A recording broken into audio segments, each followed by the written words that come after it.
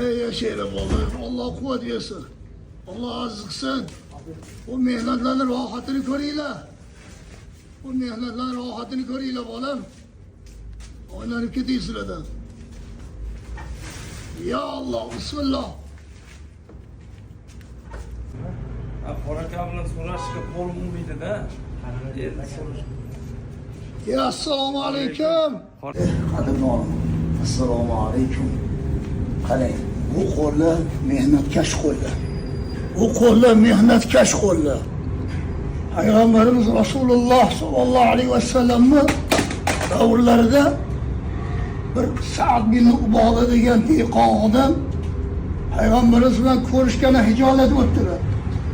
Shu mehnatkash qadoq qo'llarim bilan Allohning payg'ambari bilan qadoq ko'rishaman deganlarida Payg'ambarimiz dehqon bilan ko'rishib qo'llarini urib yuzlariga surib inna hazal yadda yuhibbulloh va rasulahu. Bu qo'llarni Alloh yaxshi ko'radi. Allohning payg'ambari yaxshi ko'radi deganlar. Shuning uchun bu mehnatkash qo'llar, hech hijolat bo'lmaydi. Hop, bitta qo'lni qo'ying.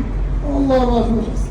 Hozir dog'imdan yaxshi ko'raman, alhamdulillah Alloh uchun. Alloh yor bo'lsin.